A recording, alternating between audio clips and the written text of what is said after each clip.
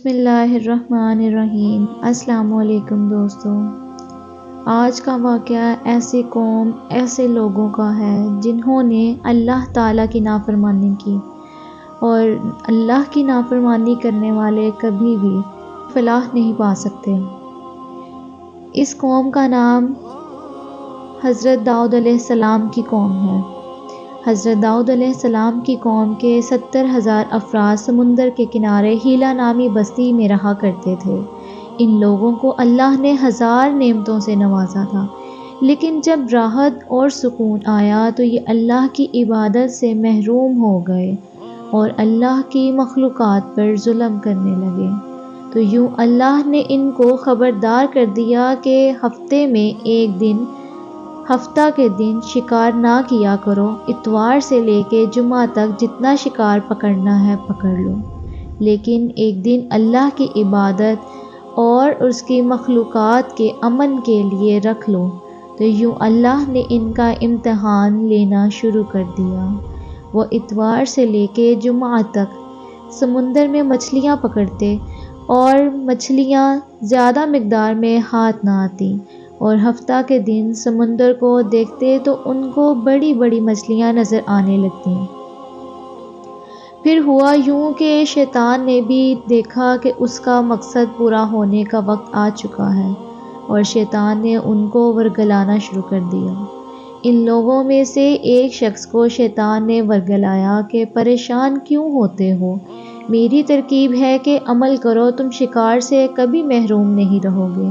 تم بس شیطان کے کہنے پر اس شخص نے ہفتے کے دن کانٹا لگا کے ڈوری کو سمندر میں ڈال دیا کہ مچھلیاں پھنسیں، اور شیطان نے کہا تم اس مچھلیوں کو اتوار کے دن نکالنا، اور یوں ہفتے کی غربت بھی باقی نہیں رہے گی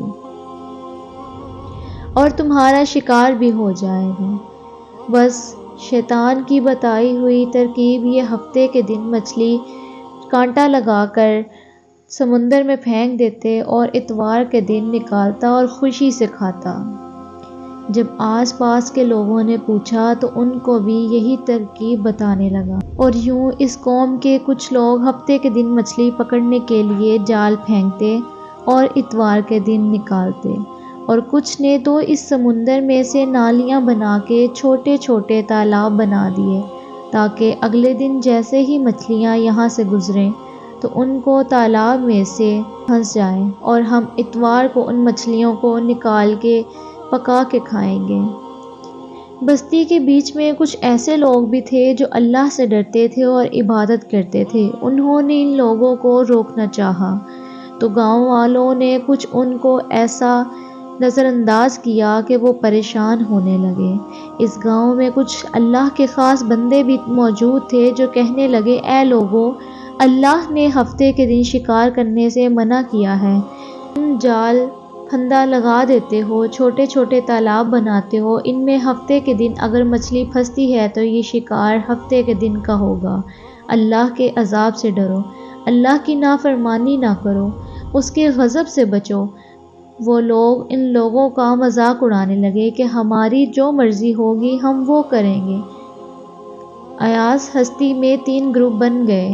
ایک گروپ میں 70,000 لوگ تھے جو نافرمان لوگوں کی بار بار اصلاح کرتے، دوسرے وہ لوگ جو ان سے نفرت کرتے اور خاموشی اختیار کرتے، اور تیسرے وہ جو گمراہ ہو کر اللہ کی نافرمانی کر رہے تھے۔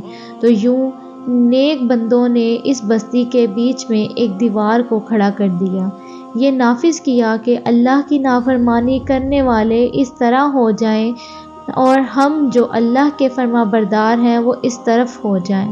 وہ سارے لوگ بار بار ان سے کہتے رہے، اے لوگو، اللہ سے ڈرو، قوم سمود اور قوم لوط کا جو حشر ہوا ہے اس کو یاد کرو، اللہ کی نافرمانی نہ کرو، ورنہ تم پر بھی کوئی عذاب آئے گا۔ پر ان لوگوں کے کان پر جوں تک نہ رینگی۔ ان لوگوں نے ان سب باتوں کو مذاق سمجھا۔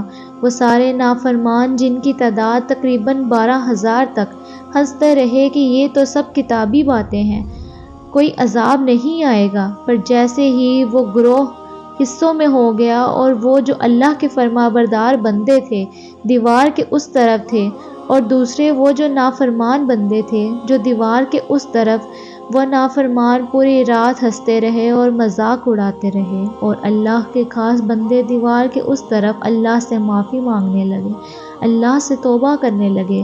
اس جیسے ہی صبح ہوئی، نیک انسان اٹھے، انہوں نے دیوار کے اس طرف سے کسی انسان کی آواز نہیں آ رہی تھی، جیسے ہی دیوار کے اس طرف چڑھ کر دیکھنے لگے تو سارے کے سارے لوگ بندر کی شکل میں تبدیل ہو چکے تھے اور بندروں کی حرکتوں کو انجام دے رہے تھے، اور وہ لوگ جو دیوار سے ان بندروں کو دیکھنے لگے، ان نیک لوگوں میں سے جو ان کے رشتہ دار تھے، انہوں نے ان بندروں کو کپڑوں سے پہچانا، اور ان کے رشتہ داروں نے دیکھ کر چیخ چیخ کے رونے لگے اور اللہ سے معافی مانگنے لگے۔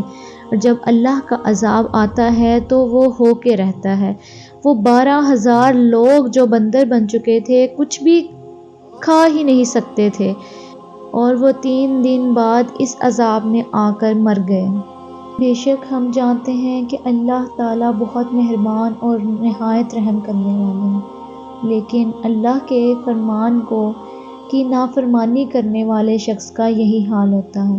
اللہ تعالیٰ ہمیں ایسی نافرمانیوں سے بچائے اور ہمیں سیدھے راستے پر چلنے کی توفیق عطا فرمائے۔